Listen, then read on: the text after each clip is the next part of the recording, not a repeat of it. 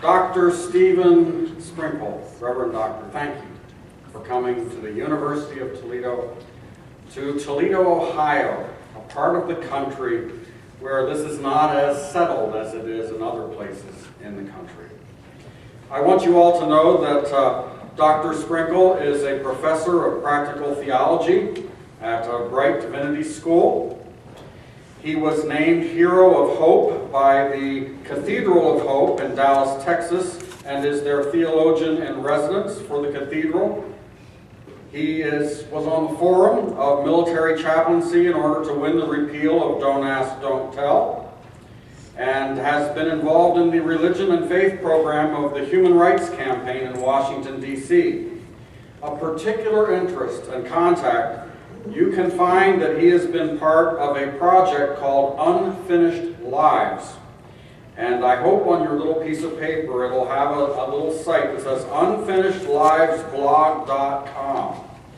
And on that site there are stories of people whose lives were cut short because of hatred, fear, and violence, because of them being different. He's also a seminary professor who has street credentials. He was involved in activism in a number of events that happened in Dallas that you may or may not wish to discuss in all of the things you say. He is the author of some books and has been a part of others. Dr. Sprinkle, I have had supper with you. I'm looking forward to hearing what you have to say. I think you bring both academic credentials and an honest heart of caring for people who are trying to get through life as well as they can. Come.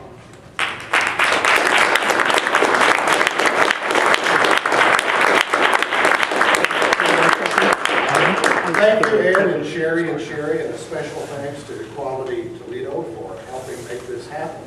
I'm glad to bring you greetings from down yonder. From Dallas, Texas, a big deal.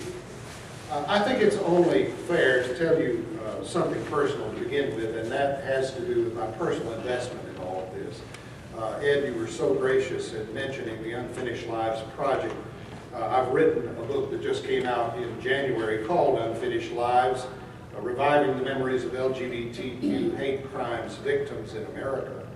I went around the country from Maine to California, from Oregon to Florida, and all places in between in the continental United States, going to sites where LGBT people who had been murdered lived and died. Talked to their loved ones, their parents.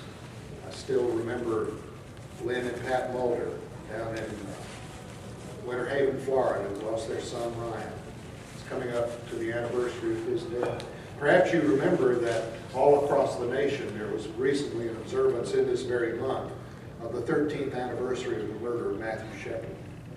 But what was my personal investment in all of that? Well, in the year 2000, Fort Worth, Texas, which we've learned to say in Fort Worth, Fort Worth, we love you. Fort Worth decided that they were going to debate municipal protection statutes for lesbian, gay, and bisexual persons in housing, in public accommodation, and in employment. So, as an out gay Baptist minister and professor, I decided I was going to go down and let my voice be heard. It was a contestable idea, and it was a contested night. There were a lot of people who were out, both pro and con. I don't know whether you've been to similar public meetings in which they try to make sure that you really have a stake in the conversation. But, of course, they ask us to register, to show that we were honestly citizens of Fort Worth with our addresses. And when we stood forward to speak to the mayor and the city council, then we had to give our name and our address.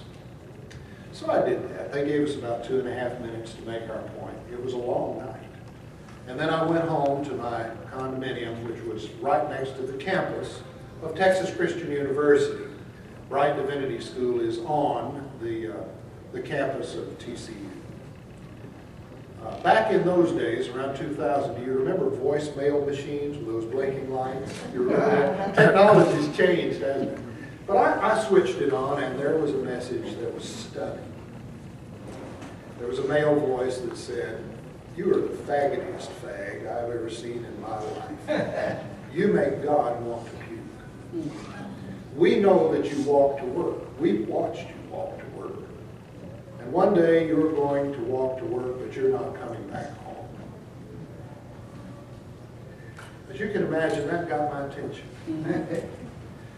At least I had presence of mind enough to capture the number, to save the message, and call the police. The Fort Worth police, in that instance, acted admirably for me because they assigned a very fine detective to the case, and she was able within 5 days to tell me that they had located the person who left me the death threat. It was a student on the campus who apparently had been present and decided that a good scare needed to be thrown into prom. Now, I didn't lose any skin in that exchange, unlike these 14 stories that are represented here in this volume that I tell. But it did set me on a quest to raise the question of why it is that 13,000 and more lesbian, gay, bisexual, and transgender people have had their lives brutally and savagely ended just for who we are. So that's my personal investment in it, and I wanted you to know about that because you deserve to know it. Now, I'm going to have some more formal remarks to make, and we're going to try to save some time for conversation. I love that kind of thing.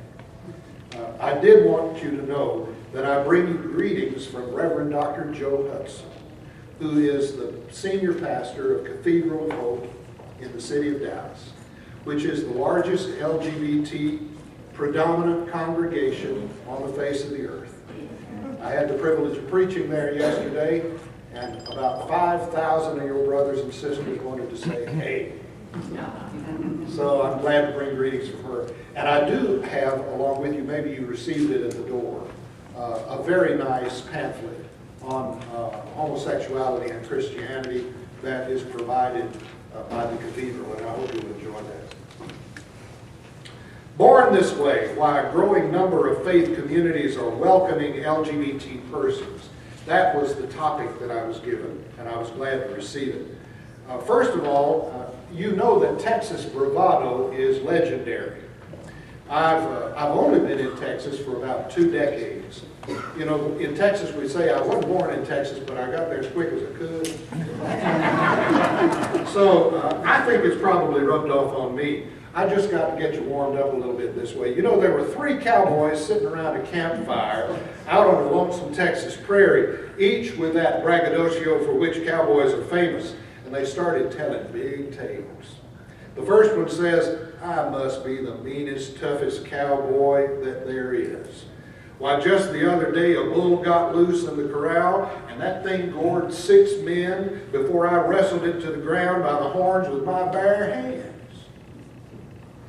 Not to be outdone, the second cowboy said, well, that's nothing. I was walking down the trail yesterday and a 15-foot rattlesnake, 15 foot, slid out from under a rock and made a move for me. I grabbed that snake with my bare hands, I bit his head off, and I sucked the poison down in one go.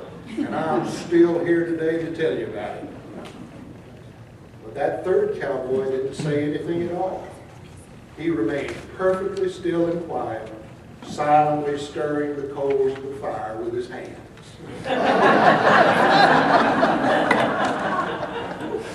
Now, the laws in Texas will get your attention, too.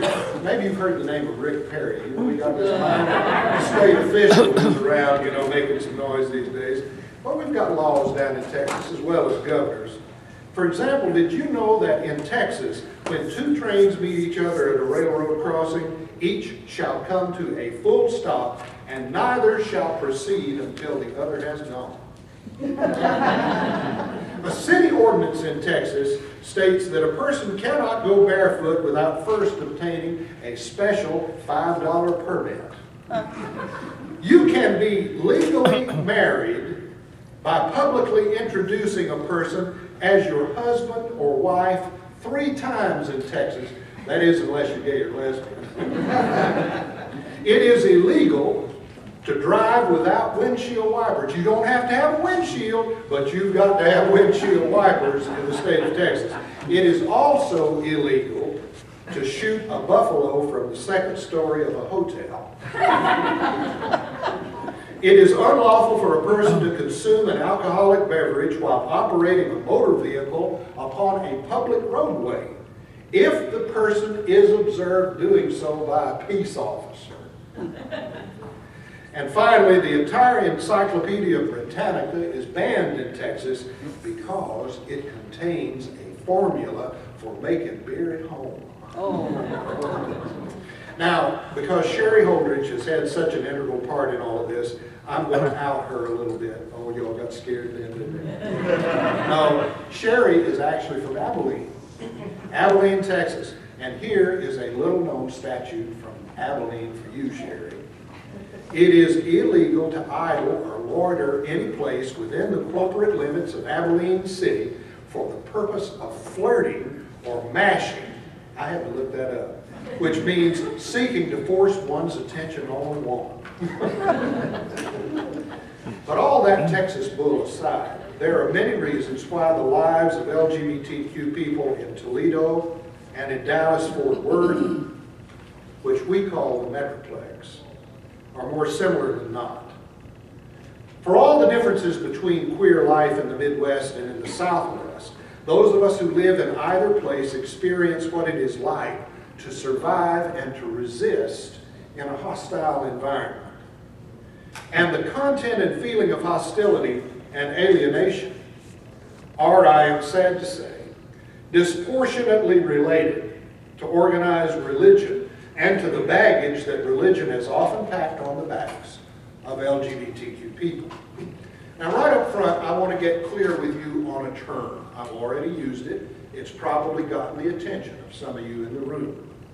I came up here to Holy Toledo to bring words of encouragement, clarification, and hope to the Northwest Ohio LGBTQ community and your allies. Let me first deal with a word that is used as a label that in the past has been construed as a problem, and for some of us is still problematic in the present. But I'm going to use it just as bold as can be. The word is queer.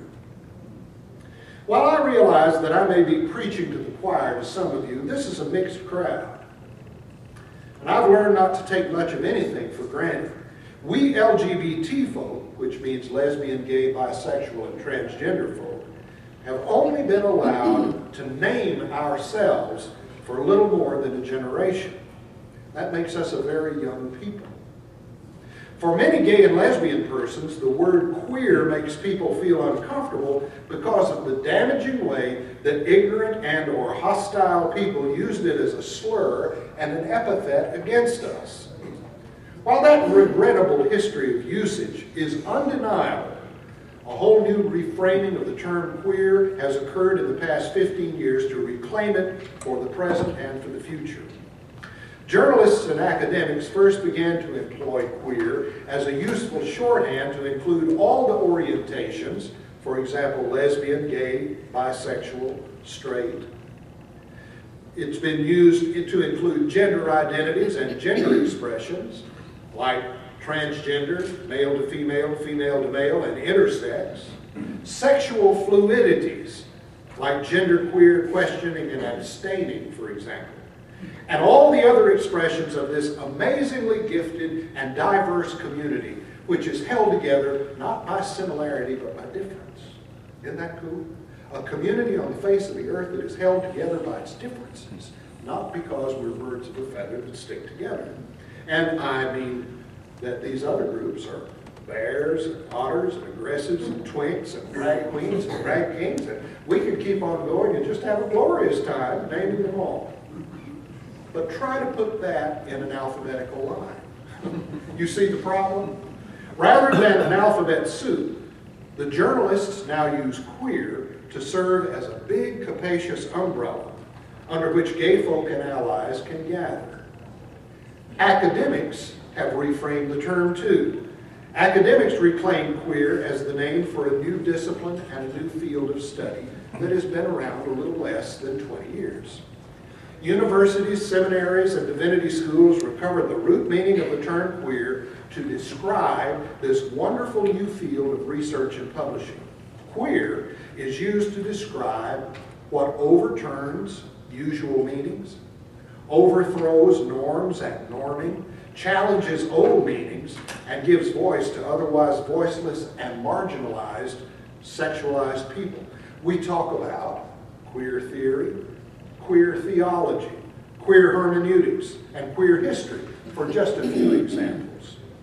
So that word has actually achieved a verbal status. It is not just used as an adjective or not just used as a norm, it's used as a verb.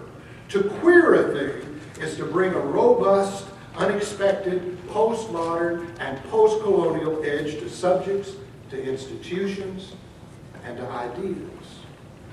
Enough said. I'm going to be using the term queer in this presentation right along with LGBT for lesbian, gay, bisexual, and transgender, and it is neither intended to offend, nor in my mind is it at all offensive. Now, put on your seatbelts, because here we go. Let's take a close, clear-eyed look at the question that I was given to address by the organizers of this fine event. Why, pray tell, are a growing number of faith communities welcoming and accepting LGBTQ people? But I want to take that question one critical step further.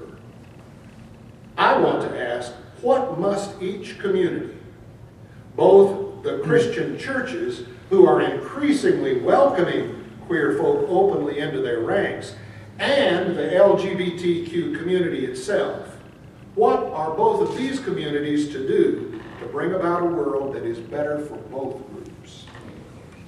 Here we go. We first need to deal with the devilish notion that the Bible and Christian teachings are necessarily and irreconcilably condemning and rejecting of LGBTQ people and their practices. It just isn't true. That's one reason that I brought this pamphlet along, and I'm going to let this pamphlet do a lot of that work, because it is well done, authored by Michael Piazza. But we do know that anti-gay bias differs from other biases in its religious nature. The pain of rejection and the harm done are the same in anti-racial ethnic prejudice, with one exception. That is, the religious justification is largely absent these days. It might have been true that in the case of your great-great-grandparents, there was a quotation from the Old Testament about the mark of Cain, but that largely has fallen completely out of usage, and nobody pays it any mind anymore after the war between the states. Women who experience second-class treatment face religious biases in a kindred way in the great witch scares that have rolled across this country. Jews feel the power of Christian anti-Semitism too. We all know that that's true. But heterosexism and homophobia are almost exclusively linked up and driven at their core by theology, by church customs, by tradition and spirituality.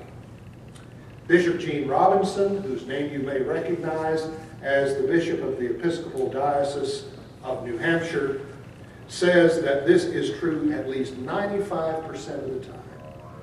More than 9 out of 10 times, when harm and physical violence are done against LGBTQ people, it is done out of a misguided, blasphemous religious justification. And LGBTQ people have responded to that. They've responded in 3 ways, generally.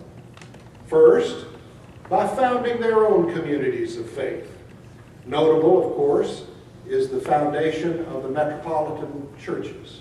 The Metropolitan Community Church was founded right around the same time of the Stonewall riots that began the gay pride movement in America. The second way that LGBTQ people have responded has been by retreating into their own spiritual closets and becoming numb to the neglect and to the abuse that came from faith communities. And the third way that LGBTQ people have responded has been to leave religion altogether. Yet hundreds of thousands of LGBTQ Christians continue to hang in there in all kinds of churches, in all kinds of settings, in every demographic ecclesiastically that you can think of, despite the questions given by our LGBTQ people, our brothers and sisters on the one hand, who are saying to those of us still in the faith community, what are you thinking? And by the heterosexist fellow religionists, on the other hand, who believe that we don't have a worthy place within any community of faith anywhere. I figure if I'm not catching hell from both groups, I'm not doing my job. One strong reason that all of these LGBTQ Christians are remaining strong within every church environment you can think of is that the claims of the Bible and church teachings, that they are always and have been always hostile to same-sex love and desire, as well as same-gender and transgender loving relationships, is a claim that is wildly overblown. Our allies in the scholarly community are discovering and publishing wonderful things that are changing church attitudes toward LGBTQ people. Dr. John Boswell from Yale made the case first in his groundbreaking, award-winning book, Christianity, Social Tolerance, and Homosexuality, that neither the Bible nor the traditions of the church, up until at least the 13th and 14th centuries in Europe, were as negative toward same-gender loving people as was first believed. For one thing, Boswell said, Christianity originally emerged in the midst of a homosexually tolerant world of Greeks and Romans.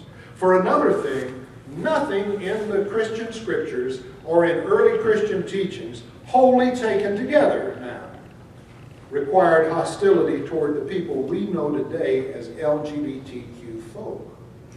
This is not to say that there aren't in dispute somewhere between 2 and 7 passages in the whole canon of Holy Scripture, if you're a Protestant, all 66 books, that don't have something to say to it. But I can tell you that in this same book, there's a great deal more said, at least 100 times more about greed. You don't see some of the people making the arguments running out and selling all they have and giving it to the poor, I can tell you that. Remember, homosexuality is not mentioned in the top 10, the 10 Commandments. It's just not there. Read it for yourself. Homosexuality is not in the summary of the law. Homosexuality is not in the message of any prophet. Homosexuality was not much of a concern in the early churches. And what does the Bible say about homosexuality? That's why I have this Bible right here. We're going to consult it right now, okay? Listening. Still listening. Still listening. It's not saying anything. You know why it doesn't say anything? It's because people are the ones who do the reading and interpreting. And people bring their own context, their own beliefs, their own hopes, and their own fears, and impose them on these books, which were never written to address the specific social situation of the 21st century in which gay, lesbian, bisexual, and transgender people loved each other and held on to each other with as much fidelity as anybody on the face of the earth.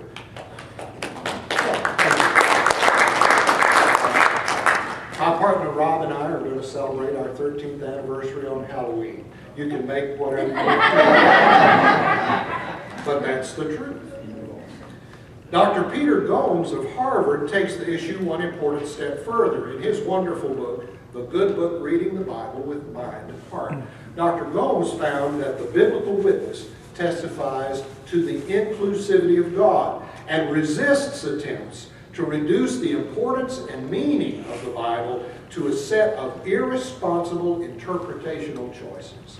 I can't imagine what the people who composed those offensive billboards had in their mind, but I suspect that behind it were a whole set of irresponsible interpretational choices. And I don't know about you, but I came up here from Dallas, Texas to call on it and say, stop it, damn it. This is what our friend Peter Gomes wrote about the inclusivity of God. Centuries of Christian exclusivism, extending into our very day, cannot diminish the inclusive mandate of the Bible and the particular words of Jesus when he says, "Come unto me, all ye who labor and are heavy laden, and I will give you rest."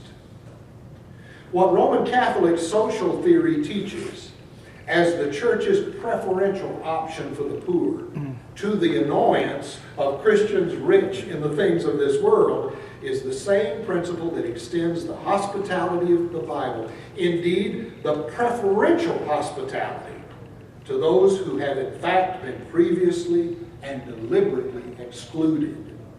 So the Bible's inclusivity is claimed by the poor, the discriminated against, persons of color, homosexual people, women, and all persons beyond the conventional definitions of Western civilization.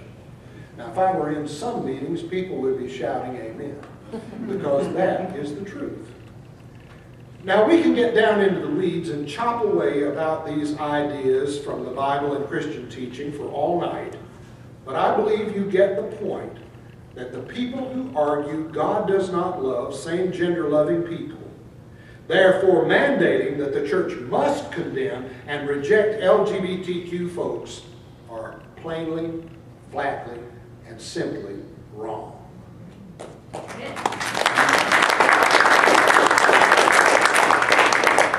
I want to move along to the most powerful reason more and more communities of faith are thinking again about their old outworn ideas concerning LGBTQ people.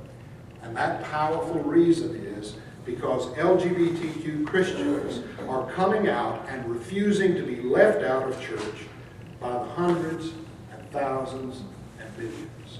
We are in every church, we are in every temple, we are in every synagogue, we are in every mosque, we are in every church meeting and in every prayer group and prayer circle.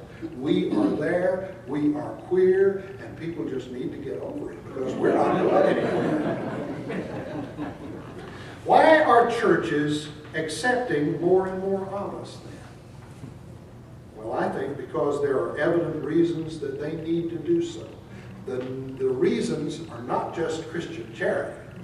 The reasons are that communities of faith need us. Because LGBTQ Christians are baptized just as surely as anyone else is baptized. Because it was the church who instilled in us that we too are created in the image and the likeness of God, just like everybody else. Because the church taught us that human bodies are beautiful and human bodies really matter. Because the church also taught us lessons of justice and human liberation. I don't know what they thought when they were teaching those things in church, but we got the message, and we knew we were the subject of it. Because to us, as convinced and convicted LGBTQ people of faith, life's meaning is best addressed by the story of Jesus of Nazareth. That's why we stick it out. That's why we're still there. And because the Holy Spirit has called LGBTQ people to become ministers and priests too, to become ordained. You know, people will come up to me and they say, "You're a what? You're a Baptist." You know, it's not B-A-P-T-I-S-D. And down south is Baptist. You're a Baptist? Well, what kind of Baptist are you? And what I'll say is, "Oh, honey, I'm one of those fun Baptists. I want to bring fun back into fundamentalism. For God's sake, bring the middle back into it too." That's the kind of Baptist I am, and I'm not going anywhere. Here is what a great ordained lesbian minister of the Christian Church Disciples of Christ has to say about all this. Reverend Dr. Michael Ann Pepper, who lives now in New Mexico. She writes, "Christian discipleship is the foundation of our lives. Our sexual orientation is an important part of who we are. Our intimate relationships are significant components of our lives. Sometimes, as we struggle to be authentic persons in a culture that is hostile to us and to those we love. The oppression and the abuse we endure every day seems to define our lives. The systemic evil of discrimination appears to be the primary force shaping our lives, but God is more powerful than any discrimination, and God is more powerful than any human institution. Christ lives in us, and we live in Christ. Christ shapes us in the image and the likeness of God, even though we live in an oppressive world. The good news of Jesus Christ, Dr. Pepper writes, don't you like that, Dr. Pepper? Is that Jesus Christ and the good news are powerful enough to free us from the life-destroying urges we imbibe from the rampant homophobia in our churches and in our culture. All that leads me to contend, therefore, that the journeys of Christian communities and the LGBT community are on increasingly parallel tracks. And in fact, the church's journey into the 21st century leads toward LGBTQ people and not away from us. The church is on a journey of confrontation with its own heterosexism, homophobia, and transphobia. Meanwhile, LGBTQ people are on a journey back from alienation, internalized homophobia, and transphobia. The basic question that each community must answer is, are we building bridges to connect us with each other, or are we building bastions to keep each other out? In order for us to come together, there are things that most communities must do. Straight Christian community must go beyond tolerance. Now, tolerance implies passive inaction. It is hardly benign. What it tells LGBTQ people is that beyond a token inclusion of queer folk to satisfy some imagined norm of diversity, nothing of consequence will be done to challenge heterosexist thought, speech, and systemic oppression. Churches are guilty of bare tolerance when they quietly include LGBTQ people while risking nothing. It gives the appearance of doing something when nothing actually changes. And while tolerance is better than active participation in anti-LGBTQ violence, it's a terrible theological idea. What is Christian, pray tell, about just a little bigotry? Moving from tolerance to acceptance is the first important step toward reconciliation for the Christian community. Acceptance means more than hospitably welcoming LGBTQ people. It means accepting that everyone is affected by heterosexism and homophobia. It may hit us with a devastating squareness, but every heterosexual person in America is victimized by the heterosexism and homophobia that are the part of every institution that you and I can think of. Well, maybe not the University of Toledo, right? Yeah, right. Okay. It also means that concrete steps must be taken to learn more about heterosexism, homophobia, and to learn it from LGBT people for a change. You know, the goal that I have here is to move from tolerance through understanding to appreciation and to celebration. We move in overlapping stages from active participation in anti-LGBT oppression to denying or ignoring the effects of homophobia or heterosexism. And when we've gotten beyond that, then we begin to recognize the harmful effects of such action. But there's a stage in that growth which takes no action. The positive steps must be taken then to educate oneself about LGBTQ matters, to recognize harmful speech and actions and taking steps to interrupt them, interrupting and educating others, supporting others to risk interrupting and educating, and finally actively initiating the prevention of homophobic and heterosexist oppression. Those are the stages through which the Christian community must go as it makes its own journey toward reconciliation. On the LGBTQ side, it means overcoming guilt and shame, understanding that internalized homophobia is within our power to change, and that we have the resources of God's grace to give us the courage to break our silence.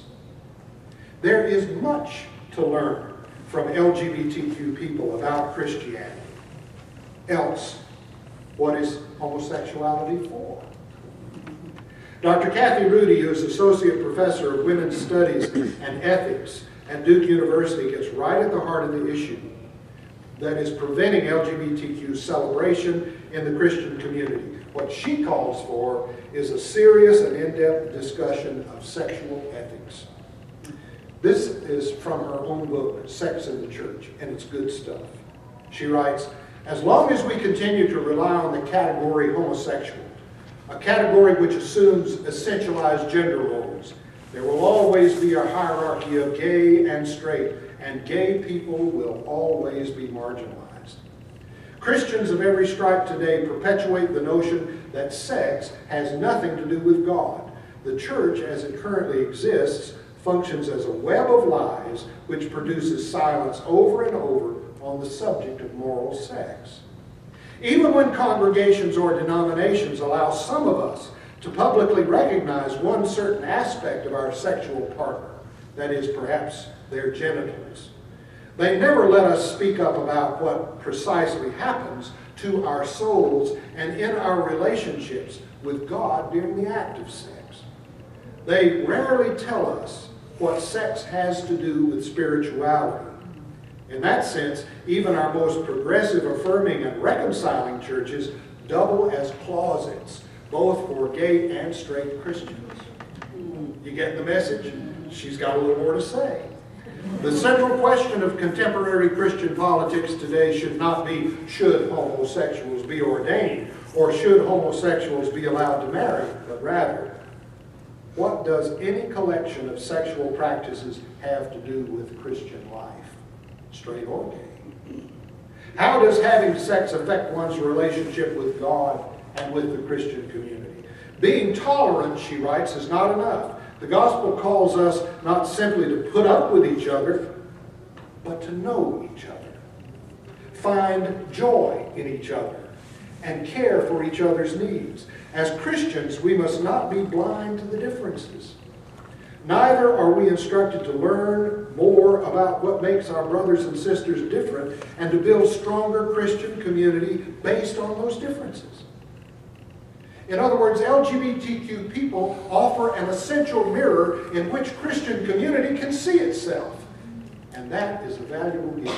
If you have a friend or a lover in your life who will show you the true you to your own eyes, whether you like it or not, that is a great gift. And that is what LGBTQ people do for the church. And it's very hard, you see. Christianity is about change. Transgender experience casts new light on shifts from one way of being in the world to another, and the church needs to learn that. Transfiguration and transubstantiation, those good church words, rely on the common queer practices of identity shifting, metamorphosis, fluidity, and social transformation. Nothing could be more super or more natural. Supernatural, baby. That's what I came to talk about. How queer of Christians to believe that matter really matters. The flesh and blood that we share is so important, according to Christian teaching, that God became fully human with a body identical to ours. Christians call that doctrine that honors the physical nature of humanity incarnation, enfleshment. Creation and material existence are called good by the Creator and are so important that God sends Christ to redeem the world, matter and all, because matter really matters. That's right at the core of the Christian message. Physical existence for Christianity is a vital union of spirit and matter, and the decay of death is finally overcome by what? Resurrection. As LGBTQ people can affirm, God created humankind as embodied persons, fit and equipped for enjoyment of the pleasures. Yes, I said it. A time-honored point made by the liturgy of the church. Maybe in your tradition you've heard of it. At God's right hand there are pleasures forevermore. Pleasures. That's also Christian. The Bible teaches the marginality of Jesus Christ. God embodied, and the significance theologically of the community of queer women and men with whom, in whom, and through whom this queer Christ is made manifest. If I got all over your cookies and busted them up, I'm sorry, but I'm not. LGBTQ Christians voice their testimonies of Jesus Christ with a particular urgency. Without theologies of queer folk, the proclamation of a whole Christ for a whole world is impossible. LGBTQ versions of Jesus have a legitimate claim to be heard. You know why? Because in the formation of the canon of the Christian scriptures, there was never one single authorized version of the Jesus story. That means that the Jesus story has been open to all humanity to make its contribution to. It's not just a one-way street. You know that there is a black Christ. You know that there is a Palestinian Christ. You know that there is a Jessica Christie, a feminine Christ. What we are arguing for out of the LGBTQ Christian community is a queer Christ. And that has been our experience of God with us. Shall we have a whole Christ? For the sake of the world, LGBTQ people say yes, yes. Until a new world is realized, a global consciousness achieved, the barometer for human rights in these United States of America will be LGBTQ people. The great social challenge of our time is how this society and how the communities within this society will deal with LGBTQ difference. This is our time, and nobody better be sitting on their hands, and nobody better be sitting on the sidelines. We need to hear from the LGBTQ Jewish community. We need to hear from the LGBTQ Buddhist community. We need to hear from LGBTQ Muslims. We need to hear from pagans and atheists. We need to hear from everyone in making the case for a whole humanity and a full experience of what it means to be human on this terrestrial ball. In closing, Reverend Dr. Christine Smith writes, "It is not just equal rights or our share of the status quo that LGBTQ people want. Rather, many of us are working hard for a transformed world for all who are oppressed and marginalized. It is time to really change our communities of faith to articulate and embody aspects of that transformation." We LGBTQ people contribute imagination, humor, and hope to a society that cannot come to terms with LGBTQ people because it can't come to terms with itself. Amen. LGBTQ people offer their queer eye to straight Christians so that they may catch a glimpse of a new creation that celebrates all people everywhere. And until God's time comes, when we can wind up singing along with African Americans, "Oh, what a beautiful city, 12 gates into the city, hallelujah, hallelujah, one on the north and one on the south and one on the east and one on the west, 12 gates in the city, hallelujah," because people come into the city different ways. Until we get to that point, then we must find the resources of soul as communities of faith and as the LGBTQ community, not to build bastions to keep each other out, but we must build bridges toward each other and keep telling the truth. Justice will come. It will come. We can see the signs of it everywhere. But what I'm concerned about is your part of that, along with mine. Why is it that there are more and more communities of faith embracing LGBTQ people? Because the faith community needs us, honey. They really need us. And it's time we recognize what kind of gift we have to give them. I need a drink of water.